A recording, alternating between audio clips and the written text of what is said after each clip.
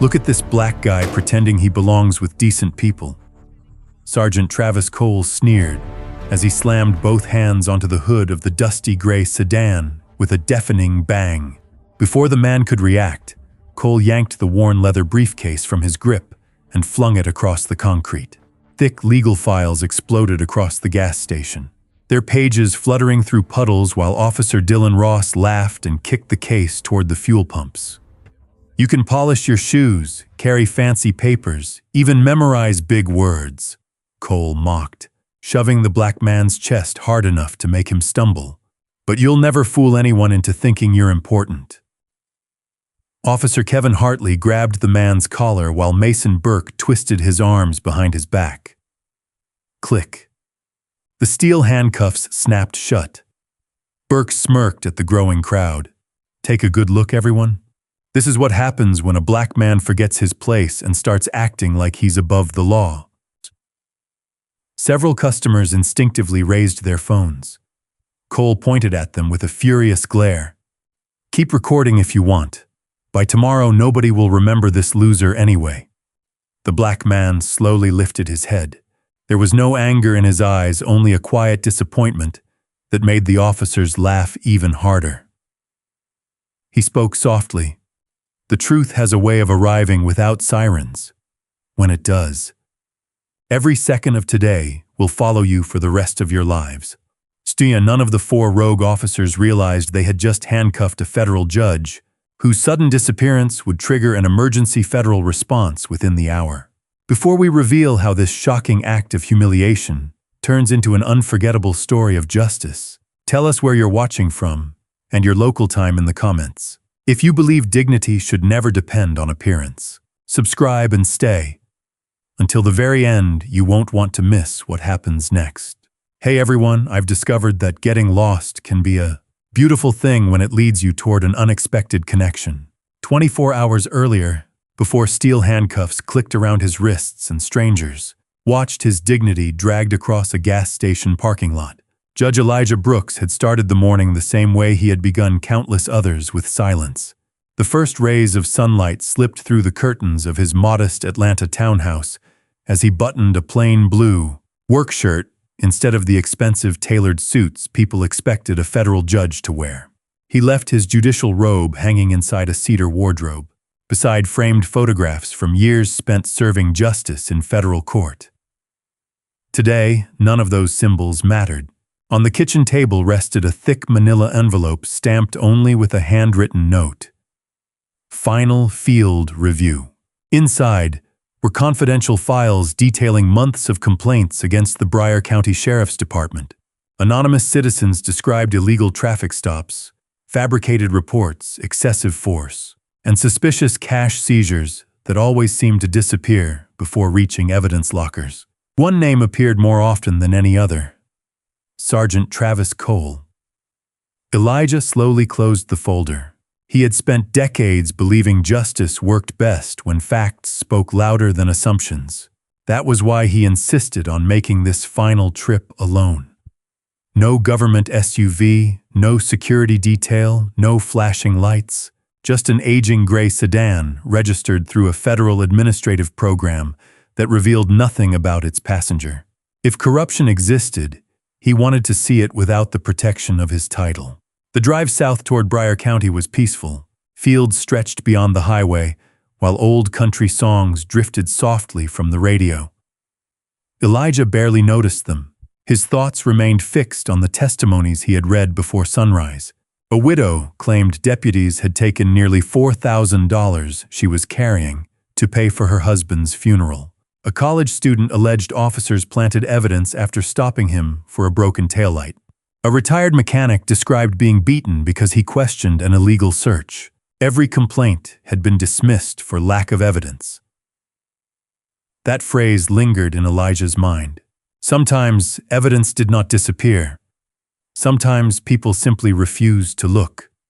Nearly 3 hours later, the fuel gauge settled below a quarter tank. A weathered roadside sign pointed toward Harper's Fuel and Market, the largest gas station for miles. Elijah eased into the lot and parked beside Pump 6. Families bought coffee before continuing vacations. Truck drivers stretched stiff backs after long overnight hauls. A young mother laughed as her little daughter tried to count passing semi-trucks. For a brief moment, the place felt ordinary. Elijah inserted his card into the pump and began filling the tank. He glanced toward the convenience store windows, unaware that another pair of eyes had already fixed on him. Across the parking lot, Sergeant Travis Cole leaned against his patrol SUV while sipping coffee. Beside him stood officers Dylan Ross, Kevin Hartley, and Mason Burke. They had just finished what they jokingly called their morning patrol. To everyone else, they looked like dedicated officers. To each other, they were hunters searching for someone vulnerable enough to intimidate. Ross nodded toward Elijah. Never seen that sedan around here. Hartley squinted. Out-of-county plates. Burke smirked. And look at the guy driving it. Cole followed their gaze. A middle-aged black man. Simple clothes. Old sedan. Leather briefcase. Standing quietly by himself. Without knowing a single fact, Cole had already reached his conclusion. He tossed his empty coffee into a trash can. Let's go see what story he's planning to tell. The four officers crossed the parking lot together. Several customers instinctively moved aside. People in Bryan County recognized that formation. When those four approached together, trouble usually followed. Elijah noticed them only when their shadows stretched across the concrete beside him. "Morning, officers," he said politely. Cole ignored the greeting. "License." Elijah looked up calmly. "Good morning to you too." "I said license." Elijah handed over his driver's license without hesitation. Cole studied it for only a second before handing it to Ross. "You from Atlanta?" "Yes." "What brings you here?" "Personal business." Cole's expression hardened. "What kind of business?" "I'm afraid that's private." Ross laughed. "Hear that our visitor thinks he gets privacy." Burke stepped around the sedan, peering through every window. Kevin Hartley tapped the trunk with his baton.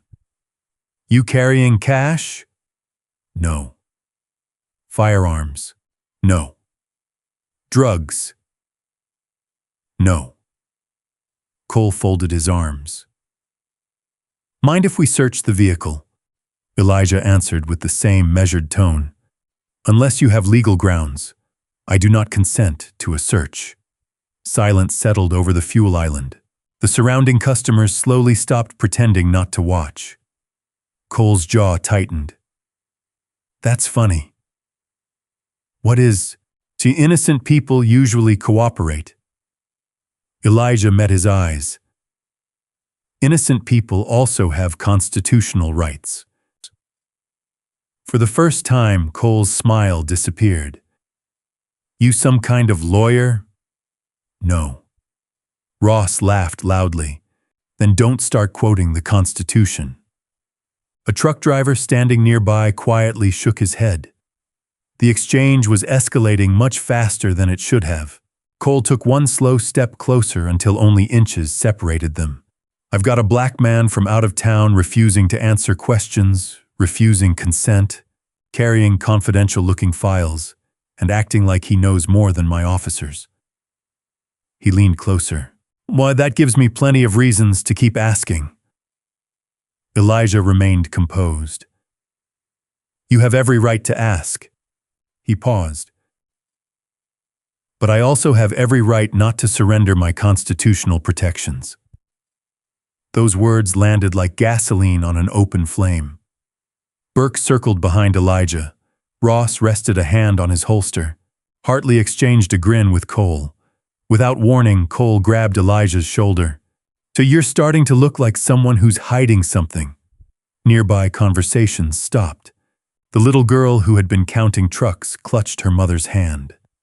The truck driver quietly reached for his phone. Elijah slowly lowered the fuel nozzle back into the pump. He spoke carefully. "Sergeant, whatever happens next, Make sure it's because the law requires it. Cole laughed. No. His smile grew colder.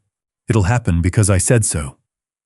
And with those words, he reached toward Elijah's arm, setting into motion the chain of events that would soon shake an entire federal courthouse.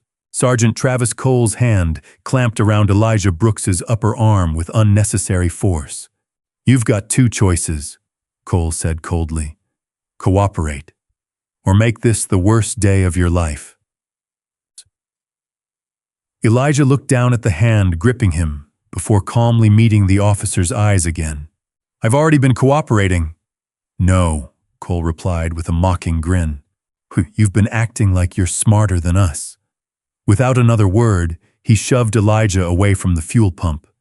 The nozzle slipped from its holder and swung against the side of the sedan with a loud metallic clang. Gasoline splashed across the pavement. Several customers gasped. A middle-aged truck driver instinctively stepped forward. Officer, he called, the gentleman hasn't done anything. Cole spun toward him. You want to join him? The truck driver immediately stopped. Years on the road had taught him one painful lesson. Arguing with the wrong officer could become its own crime. Ross seized the opportunity. Vehicle search, he announced. We don't have consent, Elijah answered evenly. Hartley smirked. We're way past asking. Burke yanked open the driver's door. Within seconds, the four officers were tearing through the interior. Glove compartment, center console, seat pockets, medical kit, travel bag. Everything landed on the concrete. A family watching from another pump hurried their children back into their SUV. The little girl buried her face against her mother's shoulder. Mom, why are they hurting him? Her mother had no answer. Elijah stood silently beside the car, refusing to struggle. His composure only irritated Cole more. So, what are you smiling about? I wasn't smiling. You think this is funny? I think every decision has consequences. Cole laughed loudly enough for everyone nearby to hear. Listen to him. He pointed toward Elijah. This black guy talks like he's giving a courtroom speech. Ross burst into laughter. I've met con artists with better performances. Burke finally discovered the weathered leather briefcase lying on the passenger seat. Jackpot. He carried it outside and dropped it onto the hood with a heavy thud. Locked. Cole held out his hand. Key. No. Cole's eyebrows rose. No. Those documents are protected. Protected by who? They aren't relevant to your investigation. Cole's expression darkened.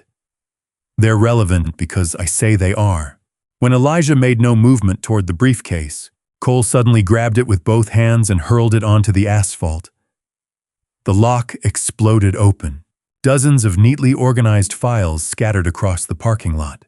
White pages drifted beneath parked vehicles like fallen leaves. A pair of reading glasses slid across the concrete. Ross deliberately stepped forward. Crunch. The glasses shattered beneath his boot. Hartley picked up one thick folder. Looks official. He flipped through several pages without understanding a word before tossing them into a muddy puddle. Fancy paperwork. Burke laughed. Probably downloaded everything off the internet. A quiet murmur spread through the growing crowd. Some people looked away in discomfort. Others secretly activated their phone cameras. Near the convenience store entrance, a young investigative journalist named Emily Carter discreetly began recording from behind a newspaper rack. She had been traveling to Savannah for an assignment when the confrontation unfolded. The instinct to document injustice came naturally. Every second was now being captured. Cole noticed none of it. Instead, he leaned toward Elijah again. Last chance. Open your mouth. Tell us exactly who you are. Elijah's answer never changed. My identity doesn't determine whether the Constitution applies. Ross shook his head. Unbelievable. Cole's patience finally snapped. Now, hands behind your back. I have committed no crime. That's not your decision. It's not yours either. For a split second, the parking lot fell silent. Cole's face turned crimson. You're under investigation for obstruction. There is no legal basis for that. Now there's resisting. I haven't resisted. Cole didn't care. He violently twisted Elijah's left arm behind his back. Customers cried out. Emily instinctively zoomed her phone closer. Burke grabbed Elijah's other arm. Hartley forced his shoulders downward. Then came the unmistakable metallic sound. Click. One cuff. Click. The second cuff. The heavy steel restraints locked tightly around Elijah's wrists. Cole deliberately jerked them upward, forcing Elijah to bend forward. There! Now you look exactly where you belong. Laughter erupted among the four officers. Emily's hands trembled as she continued recording. A retired schoolteacher standing nearby couldn't remain silent. This is wrong. Cole immediately pointed toward her. Mind your own business unless you want obstruction charges too. Fear swept through the witnesses, one by one. Several people lowered their phones. Only Emily continued recording discreetly. Ross suddenly noticed her. Hey, you filming us? Emily hesitated for only a second. No. Ross strode toward her. Give me the phone. I know my rights. So does he. Ross sneered, pointing toward Elijah. See how that's working out? He snatched the phone from her hands before she could react. Ross quickly opened the gallery. Nothing. The recording had vanished. He grinned triumphantly. See? No evidence. He tossed the phone back. Emily caught it with shaking hands. Ross had no idea that her journalism app automatically uploaded every recording to secure cloud storage the instant filming began. The evidence was already beyond anyone's reach. Meanwhile, Elijah stood handcuffed beneath the blazing Georgia sun. His scattered files continued blowing across the parking lot. A gust of wind carried one page directly to the truck driver's boots. He picked it up instinctively. At the top appeared an official federal seal. Before he could read another word, Burke ripped it from his hands. Sure, drop it. The truck driver slowly backed away. For the first time since the confrontation began, Elijah looked toward the frightened crowd instead of the officers. I'm sorry you all had to witness this. Cole laughed again.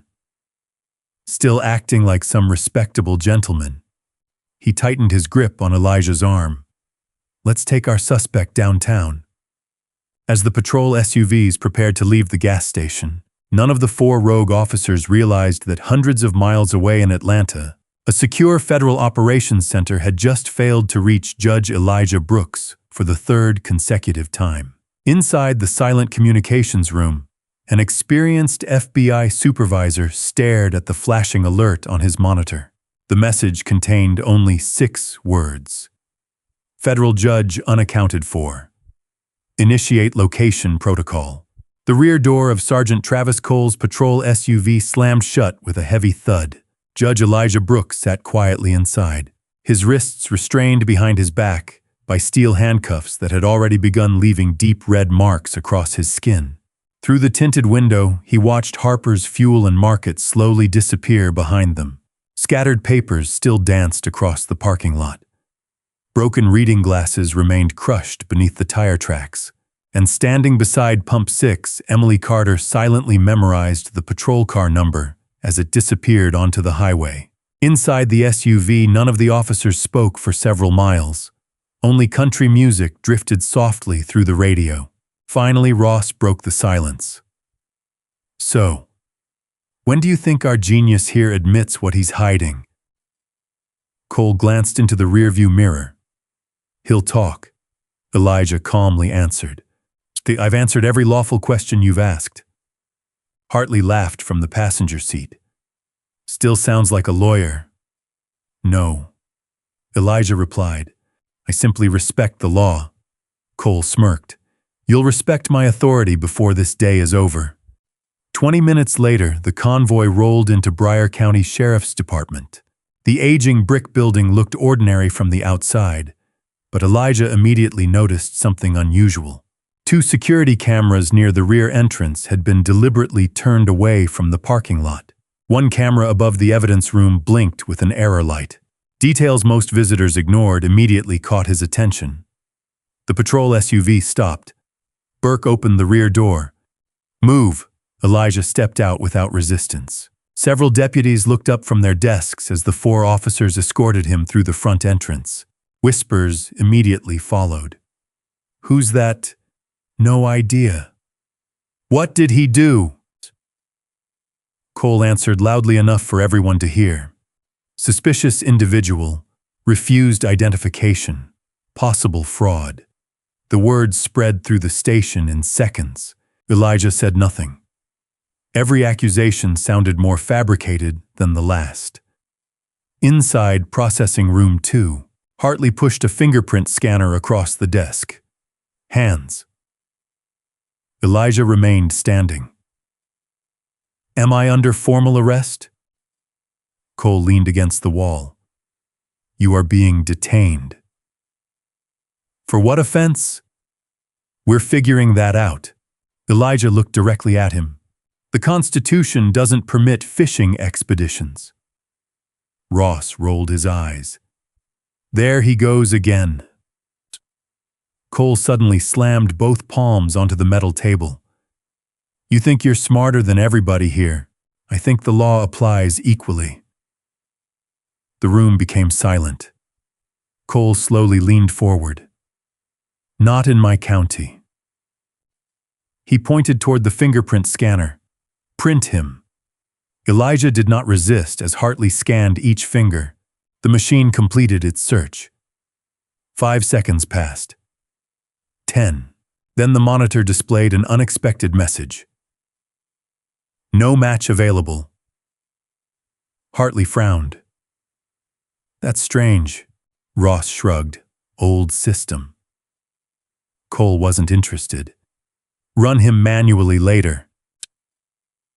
The explanation satisfied everyone except one person. Officer Ethan Miller, only 26 years old and barely 2 years into the department. Ethan had been completing paperwork nearby when the prisoner arrived. He quietly looked toward Elijah. Nothing about the man resembled the criminals he had processed before. No panic, no excuses, no anger, only remarkable composure. As Cole walked away to prepare paperwork, Ethan cautiously approached. Sir? Elijah looked at him. May I ask you something? You may. Would you like some water? Before Elijah could answer, Cole's voice thundered across the room. Miller. The rookie froze. Don't babysit him. Yes, Sergeant. Ethan reluctantly stepped away. Elijah noticed the hesitation in the young officer's eyes. It was the look of someone whose conscience had begun arguing with his orders. Meanwhile, inside Cole's office, the atmosphere had changed. Ross dropped the weathered briefcase onto the desk. So what's the story? Cole opened one of the recovered folders. Dense legal language filled every page. Federal references, court citations, sealed exhibits. He understood almost none of it. Hartley laughed. Fake paperwork. Burke nodded. Probably downloaded legal forms. Cole flipped another page. Near the bottom appeared a partially visible embossed seal. Someone had accidentally folded that section before the briefcase burst open. Cole never bothered unfolding it. Instead, he grabbed a blank incident report. Let's make this simple. He began typing. Subject displayed suspicious behavior. Subject refused lawful commands. Subject resisted investigation. Ross looked over his shoulder. Should we add resisting detention? Cole didn't even hesitate. Absolutely. Burke grinned. Nobody questions paperwork. Outside the office, Ethan quietly overheard enough of the conversation to make his stomach tighten. He had watched the arrest. The man had never resisted. Not once. His training instructor's words echoed in his memory. A report isn't your version of events. It's the truth. Inside the holding room, Elijah sat alone. The fluorescent lights buzzed overhead. His shoulders ached from the tight cuffs. Still, he closed his eyes instead of complaining. At almost the exact same moment, nearly 100 miles away in Atlanta, an emergency meeting had already begun inside the Federal Judicial Security Operations Center. A digital map filled the conference room wall. Judge Elijah Brooks's secure locator had stopped transmitting shortly after arriving in Broward County. Special Agent Rebecca Hayes stood beside the screen. When was his last confirmed contact? 8:43 this morning. Vehicle: gray administrative sedan. Destination: Broward County. Rebecca folded her arms. He never misses scheduled check-ins. Silence filled the room. One technician suddenly looked up from his monitor.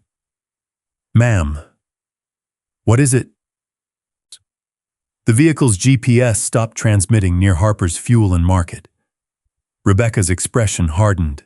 "Get every traffic camera." "We're trying." No visual yet. Back in Broward County, another silent witness had begun preserving the truth. At Harper's Fuel and Market, the station manager entered his cramped security office after hearing customers argue about the morning incident. He rewound the surveillance footage. Every angle appeared crystal clear.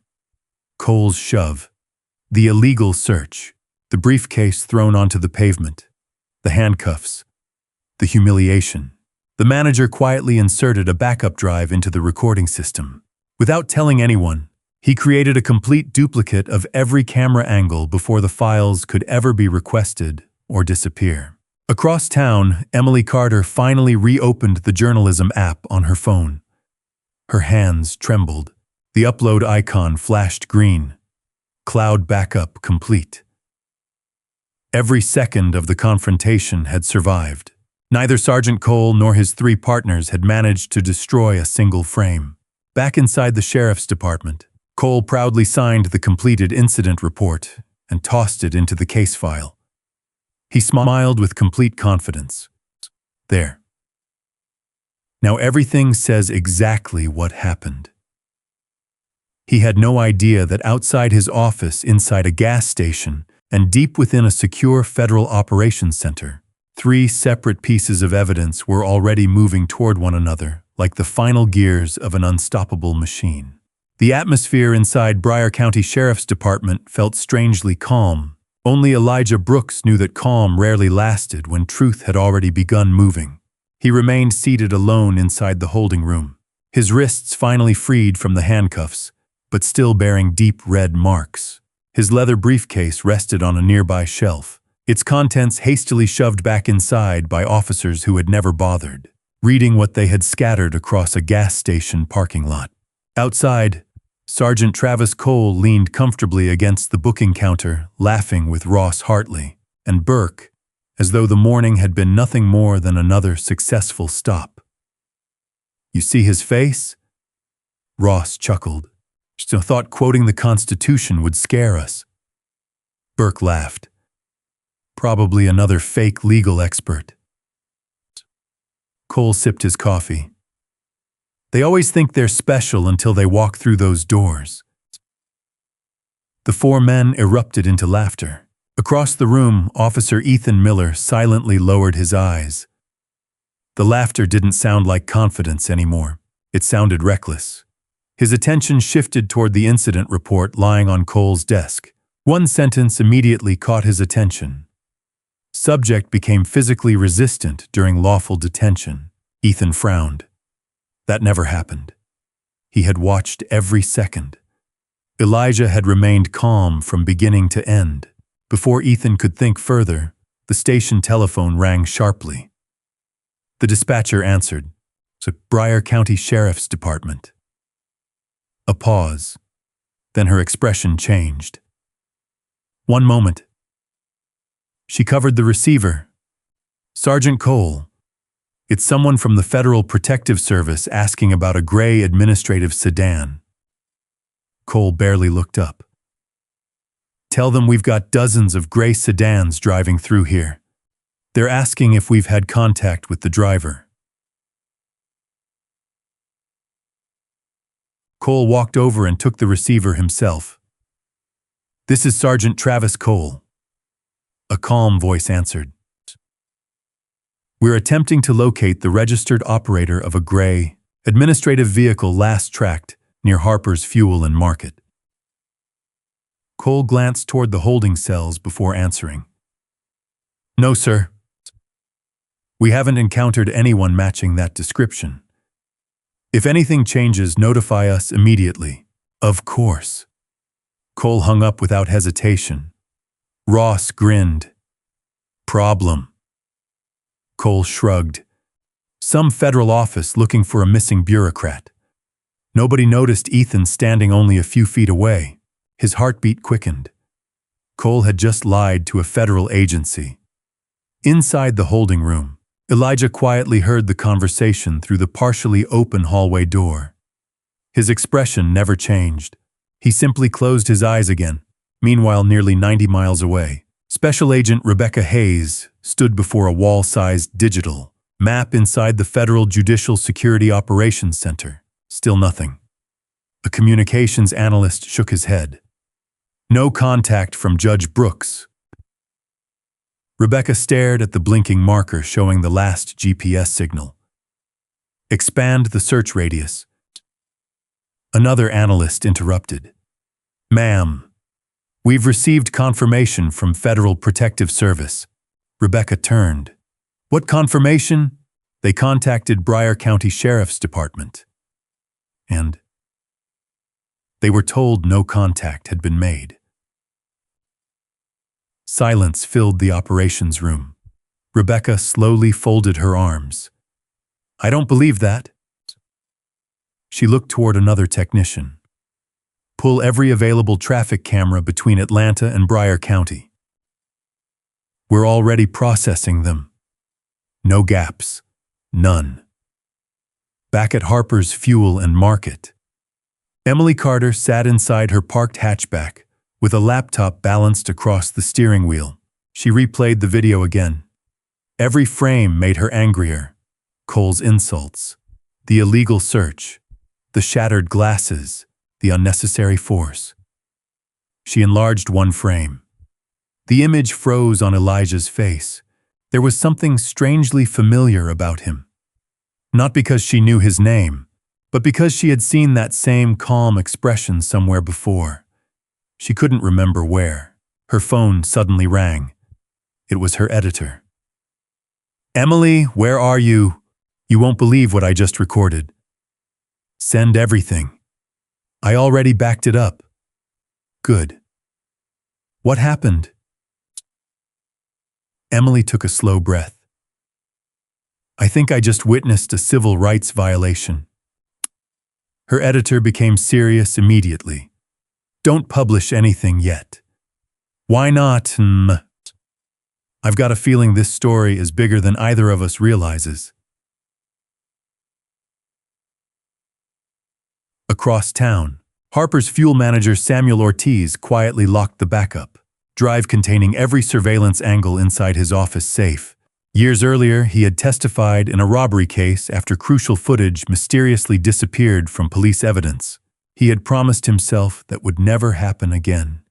If someone asks for this video, he muttered, they're getting a copy, not the original. Back inside the sheriff's department, Ethan Miller finally gathered enough courage to approach Cole. Sergeant. Cole barely looked up. What? I watched the arrest. So, I don't remember him resisting. The room instantly became silent. Ross slowly leaned back in his chair. Burke stopped smiling. Cole stared directly into Ethan's eyes. You questioning my report? No, sir. I'm asking because I thought, Cole interrupted. That's your mistake. He stepped closer until Ethan could smell stale coffee on his breath. Rookies don't think. They learn, and the first thing you're going to learn is loyalty. Ethan swallowed hard. Yes, Sergeant. Cole smiled. Good. But remember something. He tapped the incident report with one finger. This piece of paper is now the truth. Ethan nodded mechanically, but inside something had already broken.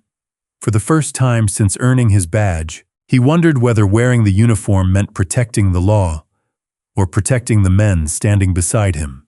Hundreds of miles of fiber optic cable away, another screen suddenly lit up inside the Federal Judicial Security Operations Center. A traffic camera analyst raised his voice. Agent Hayes. Rebecca turned immediately. What did you find? We recovered one highway camera. The grainy image slowly sharpened. A gray sedan exited Interstate 84. Timestamp confirmed. Destination: Harper's Fuel and Market. Rebecca leaned closer. Keep going. The technician advanced to the next available camera. Nothing. Then another. Still nothing. The sedan had simply vanished. Rebecca looked around the room. That car didn't disappear. She picked up her phone. It stopped somewhere. And someone knows exactly where. By late afternoon, the confidence inside Bryan County Sheriff's Department had begun to crack. Not because Sergeant Travis Cole believed he had done anything wrong, but because too many questions were arriving from too many places. Cole slammed another empty coffee cup into the trash can as he walked back toward his office. Still nothing, he asked. Ross shook his head. No warrants. No missing persons. No criminal history. Hartley frowned. That's the strange part. Cole dismissed the concern with a wave. Computers fail. People don't disappear. Burke forced a laugh. So maybe he's exactly who he says he is. Cole stopped walking. And who would that be? Burke shrugged. A regular guy. Cole smirked. No regular guy quotes constitutional law while standing in handcuffs. For the first time that day, uncertainty briefly crossed his face. Inside holding room 2, Elijah Brooks remained remarkably calm. Officer Ethan Miller quietly approached, carrying a bottle of water. He looked around the hallway before sliding it across the table. I'm not supposed to do this. Elijah accepted the bottle with a grateful nod. Thank you. Ethan hesitated. I've been thinking about what happened. So have I. I don't think you deserved any of it. Elijah looked at the young officer for several seconds. Justice rarely depends on whether someone deserves fairness. It depends on whether others choose to give it. Before Ethan could respond, Cole's voice echoed through the hallway. Miller. The rookie quickly stepped away. Cole entered the holding room, carrying Elijah's weathered leather briefcase. He dropped it onto the table. You've caused me enough paperwork.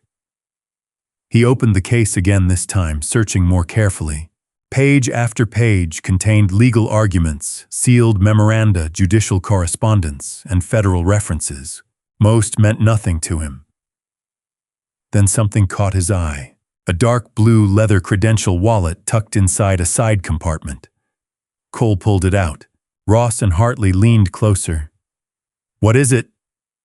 Cole opened the wallet. Inside was an embossed gold eagle above several lines of official identification. The lower half of the credential remained hidden beneath a folded authorization letter. Only 3 words stood clearly visible. United States Judiciary. Hartley frowned. What does that mean?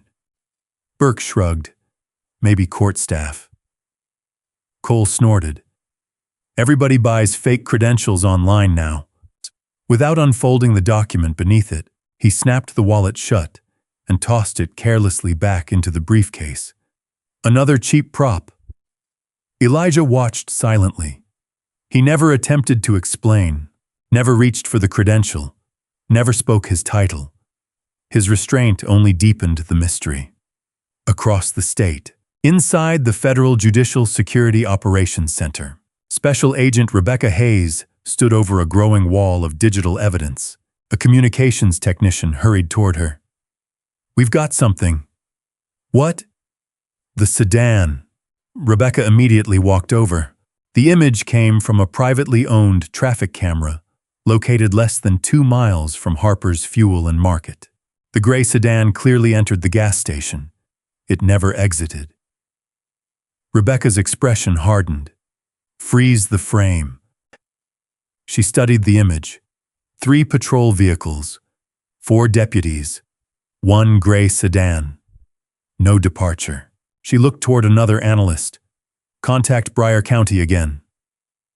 "They've already denied contact." "Then don't ask." She picked up her phone. "Notify the U.S. Marshals Service." If a federal judge disappeared inside that jurisdiction, we're done requesting cooperation. Back at Harper's Fuel and Market, Samuel Ortiz finally received an unexpected visitor. A black SUV quietly pulled beside the convenience store. A woman stepped out wearing a plain navy blazer, no visible badge, no marked vehicle. She introduced herself simply. "My name is Rebecca Hayes." Samuel's eyes narrowed.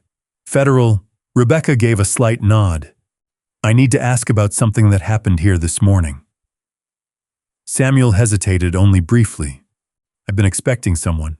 Without another word, he led her into the security office. Rebecca watched every camera angle. Cole's insults, the unlawful search, the briefcase thrown onto the pavement, the shattered glasses, the handcuffs. She remained silent until the footage ended. Finally, she asked one question. "Has anyone requested this recording?" Samuel shook his head. "No. And if they do, they'll receive a copy." Rebecca smiled faintly. "Good. So keep the original exactly where it is." Meanwhile, Emily Carter sat inside the newsroom of the Savannah Chronicle. Her editor paused the uploaded footage again. He leaned closer to Elijah's face. "I know this man." Emily looked surprised. "You do? I've seen him before." "Where? Washington?" "He testified before a federal judicial ethics conference 2 years ago." And Emily's eyes widened. "You mean?" "I'm not certain. But if I'm right..." He immediately reached for his phone. "We're not publishing a single frame until we confirm his identity." Back inside Bryan County Sheriff's Department, Ethan quietly entered the evidence room to file routine paperwork. As he placed a box onto a shelf, something caught his attention. Elijah's briefcase, the blue credential wallet, had partially slipped open after Cole threw it onto the evidence cart. Ethan instinctively reached over to close it. Then he froze. This time the folded authorization letter had shifted. The hidden line beneath the federal seal was fully visible. His breathing stopped. The words stared back at him. "Chief Judge, United States District Court." Ethan's face turned pale. His hands began trembling.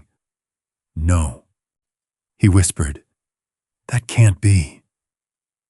Before he could look closer, heavy footsteps echoed outside the evidence room. Cole's voice grew louder with every second. "Miller." Ethan quickly closed the credential wallet and stepped away from the cart. His heart pounded so violently, he was certain everyone could hear it. For the first time all day, someone inside Bryan County Sheriff's Department finally understood exactly who they had handcuffed. And outside the building, 3 black federal SUVs had just crossed the county line.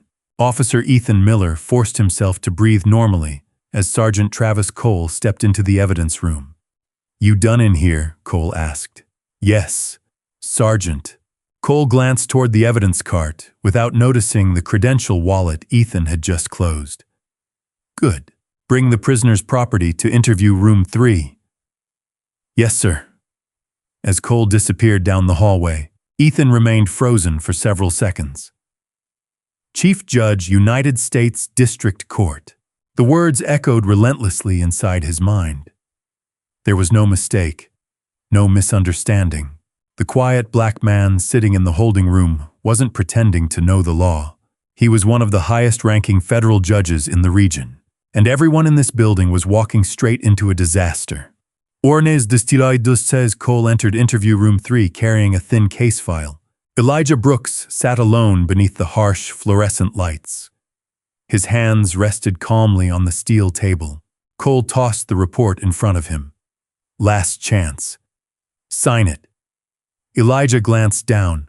The report claimed he had become aggressive, resisted detention, and interfered with a lawful investigation. Every sentence was false. He slowly slid the papers back.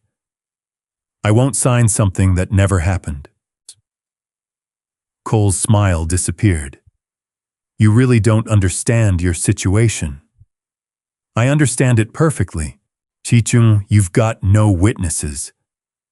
Elijah quietly looked at him. Is that what you believe?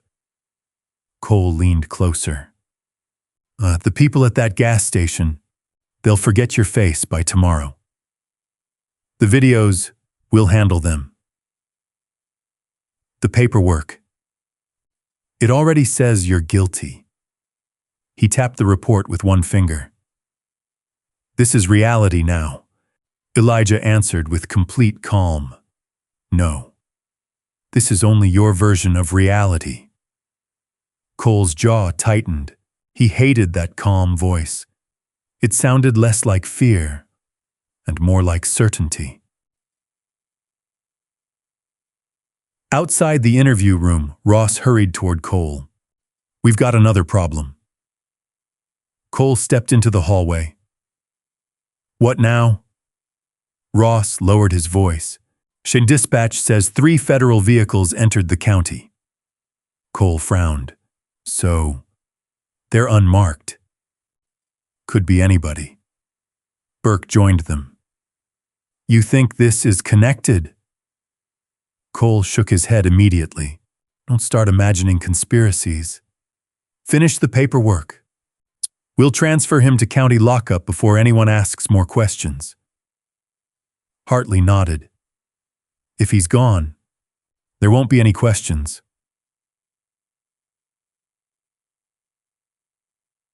Down the corridor, Ethan overheard every word. His stomach tightened. Transfer. If Elijah disappeared into the county jail under a false report, correcting the truth would become far more difficult. He quietly walked toward the records office. Inside, the station's computer terminals remained unlocked. His fingers hovered above the keyboard. He knew what department policy required. He also knew what his conscience demanded. After several tense seconds, he opened the booking record. The report listed, subject unknown, male occupation unknown, reason for detention resisting investigation. Ethan stared at the blinking cursor. Slowly. He added one line to the internal notes. Identity not independently verified. Federal credentials recovered. Supervisor notified. He saved the file. It wasn't enough to expose the truth, but it ensured the original record could never honestly claim no one inside the department had raised concerns. Meanwhile, more than 20 miles away, 3 black federal SUVs sped down Highway 41. Special Agent Rebecca Hayes sat in the lead vehicle studying Samuel Ortiz's surveillance footage on a tablet. She replayed one moment repeatedly. Cole throwing the briefcase, Ross crushing Elijah's glasses, Burke twisting his arm, Hartley laughing. Rebecca locked the screen. They're finished. One marshal beside her remained focused on the road. Still no confirmation he's inside the station. Rebecca looked out the windshield. We don't need confirmation anymore. We have probable cause. Another phone rang. Rebecca answered immediately. Hayes. A voice came through the speaker. We identified the journalist. Emily Carter. HDI. Cloud backup confirmed. Rebecca allowed herself a brief smile. Excellent. Nothing gets deleted.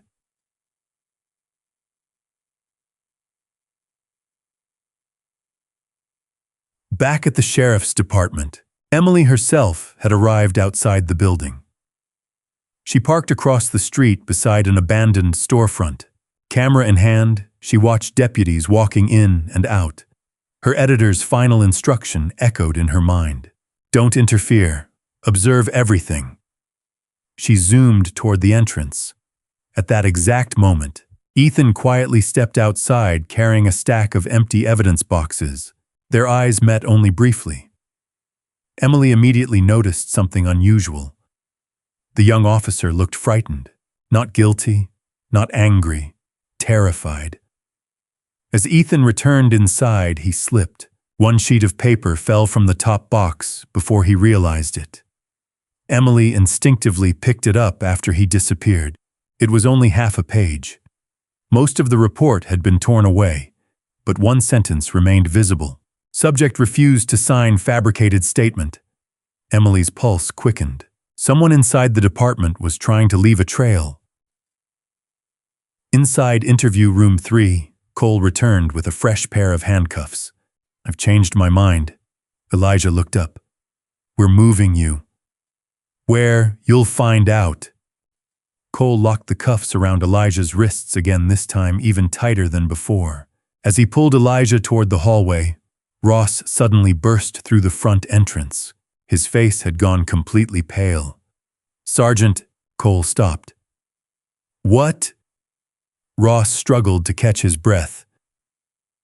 You need to come outside. Right now. Cole frowned. What happened? Ross swallowed hard. You'd better see this yourself. Through the front windows of Bryan County Sheriff's Department, dark reflections appeared one after another. 3 black federal SUVs rolled silently into the parking lot. Behind them came 2 more, then another. No flashing lights, no sirens. Just a slow, deliberate arrival that caused every conversation inside the station to stop. One by one, the SUV doors opened. Men and women in dark suits stepped onto the pavement. Federal badges gleamed beneath the fading afternoon sun. And at their center, Special Agent Rebecca Hayes calmly adjusted her jacket before walking toward the front entrance.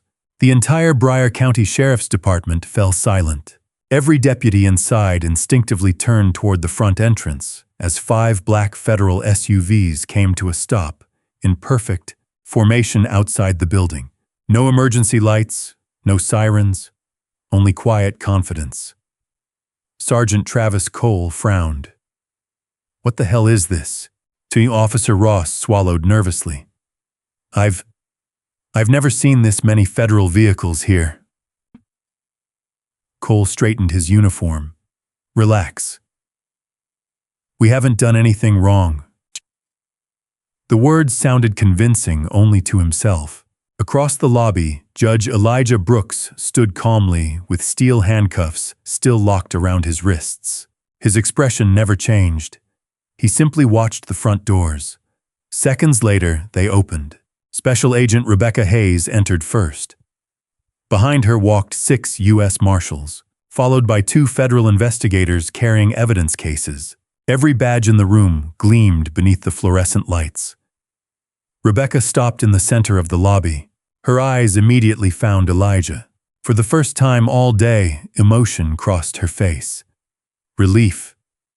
There you are. Elijah gave the slightest nod. I've been waiting. Cole stepped between them. This area is restricted. Rebecca calmly removed a leather credential wallet. Special Agent Rebecca Hayes, Federal Judicial Security Division.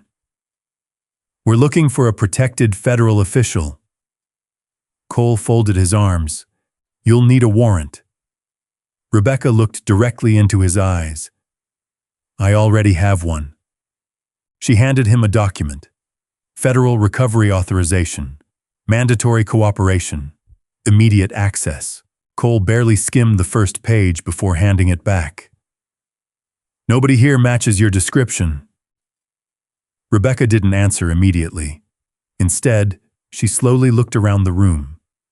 Then she asked one simple question. Who ordered those handcuffs? No one spoke. Ross looked at the floor. Hartley avoided eye contact. Burke quietly stepped backward. Cole finally answered. I did. Rebecca nodded once. I thought so. She walked past him. Cole instinctively reached toward her arm. You can't. Before his hand came close, 2 U.S. Marshals stepped forward simultaneously. Sergeant. I wouldn't. Cole froze. Rebecca continued walking until she stood directly in front of Elijah.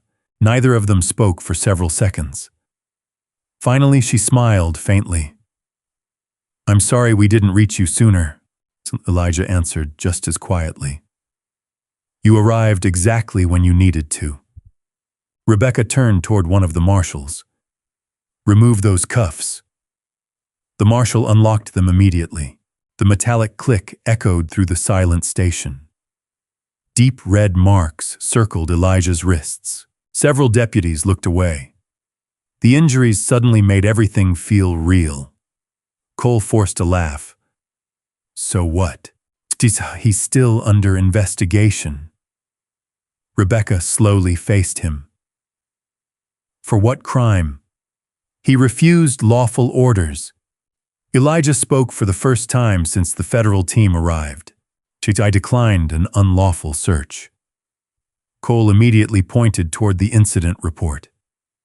It's documented. Rebecca accepted the report from Ross. She read every page carefully. Then she looked up. This report states the subject physically resisted arrest. She turned toward Elijah. Did you? No. Rebecca looked toward Ethan Miller. You. The young officer nearly jumped. Yes, ma'am. Were you present? Ethan's heart pounded. Every eye inside the building fixed on him. Cole stared at him with unmistakable warning. Loyalty or truth? The room waited. Ethan slowly lifted his head. Yes, Rebecca asked calmly. Did this man resist? Several endless seconds passed. Finally, Ethan answered. No, he never resisted. The silence that followed was deafening. Cole exploded. Miller! You have no idea what you're saying. Ethan met his supervisor's eyes. I know exactly what I'm saying. I watched everything. There was no resistance. Ross whispered under his breath. Oh no. Rebecca calmly folded the report closed. So the first official statement supporting your report has now collapsed. Cole's confidence visibly cracked. He's a rookie. He doesn't know procedure. Rebecca ignored him. Another federal investigator entered carrying a sealed evidence case. Agent Hayes, we've got the surveillance footage. Samuel Ortiz himself followed behind, carrying the original security drive inside a locked evidence container. I believe this belongs to the federal government now. Rebecca accepted it. Thank you. Cole's face turned pale. You can't use that. Samuel looked directly at him. It records exactly what happened. Emily Carter stepped through the entrance moments later. Press identification around her neck, camera over her shoulder. And I recorded it too. Cole stared at her. You! I thought you deleted. Emily interrupted. You deleted nothing. My footage uploaded to secure cloud storage before your officer ever touched my phone. Another investigator spoke. And we've already secured the backup. Cole slowly looked around the room. Every direction he turned. Someone held another piece of the truth. The report. The surveillance video. The cloud recording. The eyewitnesses. His version of reality was collapsing one document at a time. Rebecca finally looked back toward Elijah. Judge Brooks. The title escaped her lips naturally. The room froze. Every deputy looked at Elijah. Ross blinked. What did she just say? Hartley whispered. Judge. Burke stared in disbelief. Cole's breathing became shallow. No. Rebecca continued without raising her voice. Judge Brooks, we've secured the evidence. Would you like to continue this discussion here? Or in federal court? For the first time that day, Elijah Brooks slowly straightened his shoulders. The quiet man everyone had mocked only hours earlier was gone. In his place stood the calm authority of a federal judge who no longer needed to hide who he was. He looked directly at Sergeant Travis Cole. You spent all day telling everyone that the law belonged to you. Now it's time for the law to speak for itself. Around the lobby, stunned deputies instinctively stepped aside, as if realizing all at once that history had just changed inside their own station. No one moved. No one spoke. The silence inside Broward County Sheriff's Department became heavier than the steel handcuffs that had only moments earlier bound Judge Elijah Brooks. Sergeant Travis Cole stared at Elijah as though waiting for someone to laugh and admit it was all an elaborate joke. Instead, Special Agent Rebecca Hayes calmly removed another document from her briefcase.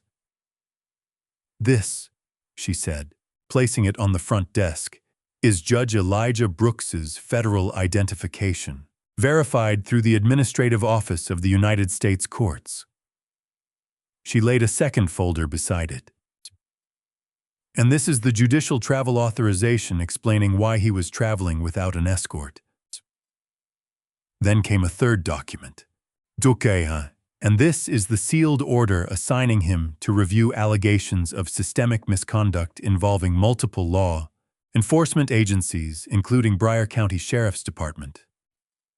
Cole's face lost every trace of color. What? Ross whispered. No. Hartley staggered backward until he bumped into the booking counter. Burke slowly removed his patrol cap, unable to take his eyes off Elijah. The room remained silent until Rebecca looked toward one of the federal investigators. Begin the evidence presentation. The investigator connected a portable projector to the conference room monitor. Within seconds, surveillance footage from Harper's Fuel and Market filled the large screen. Every deputy watched in stunned silence. There was Cole shoving Elijah without provocation, Ross kicking the leather briefcase across the pavement, Hartley crushing the reading glasses beneath his boot, Burke wrenching Elijah's arm behind his back. The audio echoed through the station. Well, look at this black guy pretending he belongs with decent people. Several deputies visibly lowered their heads. No report could explain away those words. The footage continued. This is what happens when a black man forgets his place. Cole instinctively looked toward the floor. For the first time in years, he wished he could erase his own voice. Rebecca paused the video. Sergeant Cole. She held up his incident report. This document states the subject resisted arrest. She pressed one button. The footage resumed. Judge Brooks never pulled away, never raised his voice, never threatened anyone. He simply stood still while 4 officers forced his arms behind his back. Rebecca looked around the room. Does anyone here still believe this report is accurate? No one answered. Not a single deputy. Another investigator stepped forward. We also recovered an independent recording. Emily Carter connected her phone to the monitor. Her footage showed everything from a different angle. Customers crying out. The frightened little girl hiding behind her mother. The truck driver trying to intervene, Cole threatening everyone who recorded, then Ross grabbing Emily's phone. Ross closed his eyes. He remembered smiling after believing he had deleted the evidence. Now every second returned to haunt him. Rebecca spoke again. Cloud backup metadata confirms this recording was uploaded before the phone was seized. She turned toward Ross. Attempting to destroy evidence only created another federal offense. Ross slowly sat down without realizing it. His knees simply gave out. Then Samuel Ortiz stepped forward, carrying the original surveillance drive. I own Harper's Fuel and Market. I made a backup before anyone had the chance to request or lose the footage. Rebecca accepted the signed chain of custody form. Thank you. She handed it directly to a U.S. Marshal. The chain of evidence is complete. Cole looked desperately around the room. There has to be some misunderstanding. Judge Brooks finally spoke. No, Sergeant. There was a misunderstanding. You believed a man's appearance told you who he was. You believed your badge placed you above the Constitution. You believed paperwork could replace truth. Each sentence struck harder than the last. Cole opened his mouth. Nothing came out. Rebecca nodded toward Ethan Miller. Officer Miller. The rookie stepped forward nervously. Did anyone instruct you to alter or ignore the facts? Ethan hesitated. Then he answered. I heard Sergeant Cole say the report would become the truth, and I saw statements added that never happened. Rebecca looked at Cole. Anything you'd like to say? Cole's voice cracked. I was trying to maintain order. Judge Brooks answered quietly. Order without justice is only another form of abuse. The words hung in the air. Even deputies who had admired Cole for years couldn't meet his eyes anymore. A federal investigator opened the final evidence folder. Over the last 8 months, we've documented 14 citizen complaints involving this same group of officers. Photos appeared on the monitor. A retired mechanic with bruised ribs, a college student whose charges had been dismissed, an elderly widow holding a receipt for money that was never returned. Every face told the same story. Every complaint carried one familiar signature. Sergeant Travis Cole. Rebecca slowly closed the folder. Judge Brooks's detention did not begin this investigation.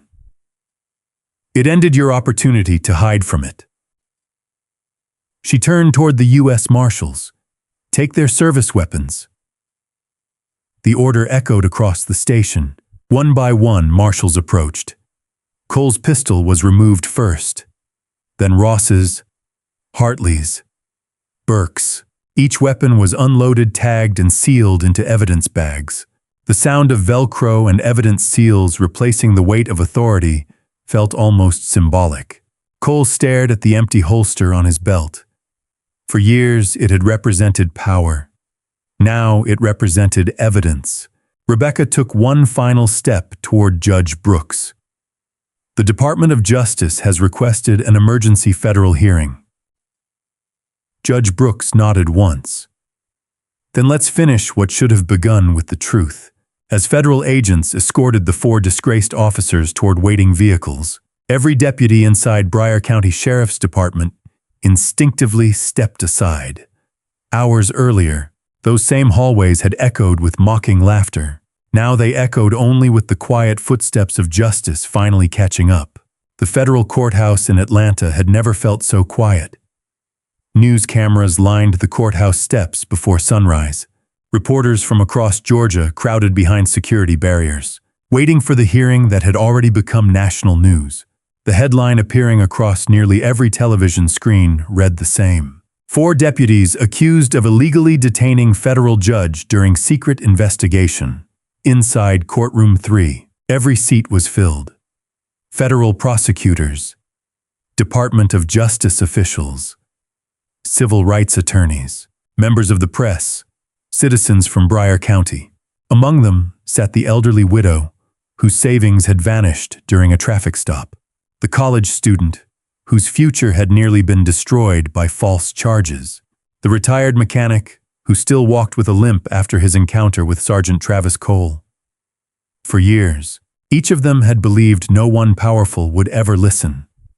Today, someone finally had. The courtroom doors opened. Judge Elijah Brooks entered wearing the same black judicial robe that had remained folded in his wardrobe only 2 days earlier. Everyone rose, not because of fear, because of respect. Across the room, Travis Cole, Dylan Ross, Kevin Hartley, and Mason Burke sat beside their attorneys. None of them looked toward Elijah. The arrogance that had filled the gas station parking lot had disappeared completely. Federal Prosecutor Daniel Foster stood first. Your Honor, the United States presents evidence establishing unlawful detention falsification of official reports, civil rights violations, evidence tampering, obstruction of justice, and conspiracy under color of law. Every charge echoed through the silent courtroom, one after another. The projector illuminated the large courtroom screen. The gas station footage played again. No editing, no commentary, only the truth. Cole's mocking voice filled the courtroom. Look at this black guy pretending he belongs with decent people. No one moved. The silence was almost unbearable. The second video appeared, Emily Carter's recording, then the third. The complete surveillance archive from Harper's Fuel and Market. 3 independent recordings. 3 different angles. 1 identical truth.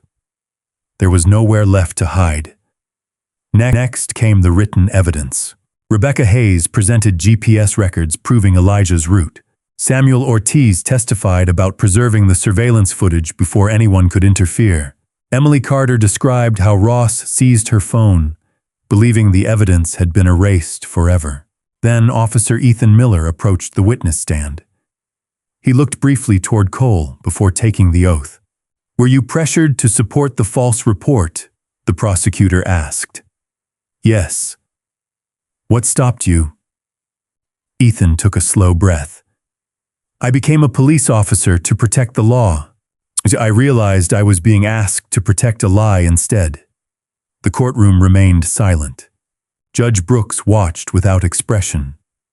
Not because he lacked emotion, but because justice required restraint. After several more witnesses, the prosecution rested. The defense attempted to argue that the officers had acted in good faith based on suspicious circumstances. Daniel Foster immediately displayed the Constitution on the courtroom screen.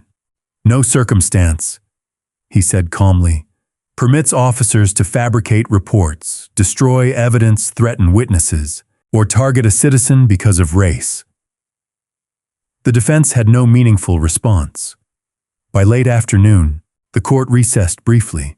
When everyone returned, the decision came swiftly. The presiding federal judge read each finding carefully.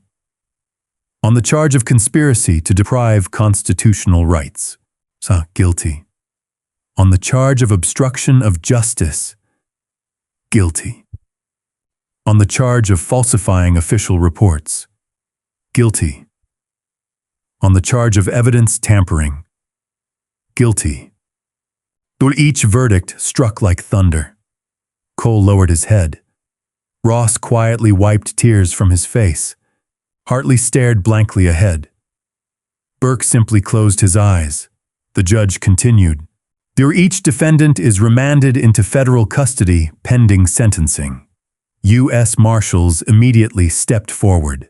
For the second time that week, steel handcuffs clicked inside a government building. This time they closed around the wrists of the men who had once believed they answered to no one. As they were escorted from the courtroom, no reporters shouted questions. No spectators applauded.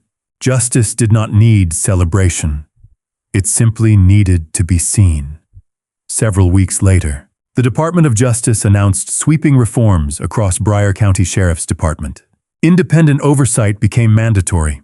Every patrol officer received renewed constitutional rights training. Body camera policies were strengthened. Anonymous citizen complaint systems were expanded. Officer Ethan Miller was formally commended for his honesty under extraordinary pressure. Emily Carter received a statewide journalism award for preserving critical evidence. Samuel Ortiz was recognized by the U.S. Attorney's Office for protecting the integrity of the surveillance recordings. Life slowly returned to normal. One quiet autumn morning, Judge Elijah Brooks stopped once again at Harper's Fuel and Market. This time, no patrol cars surrounded him. No voices mocked him. Samuel Ortiz greeted him with a warm smile. "I never thought I'd see you back here." Elijah smiled gently. "I promised myself I wouldn't let one terrible day decide how I viewed good people." Emily happened to be there covering another community story. She walked over.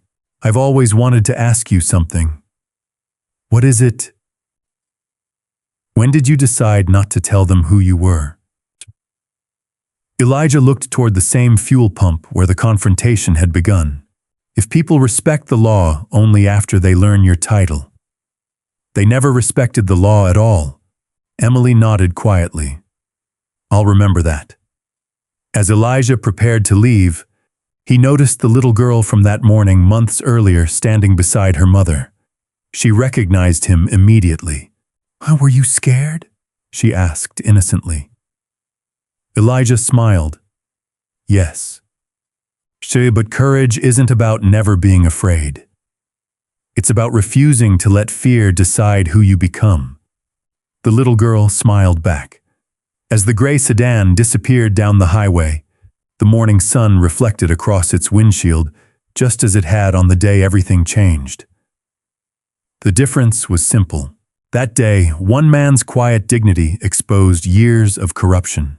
Today, that same dignity had helped restore an entire community's faith that justice, though sometimes delayed, could still prevail. Never judge someone's worth by their appearance, their clothes, or the color of their skin. True character is revealed through integrity, patience, and courage.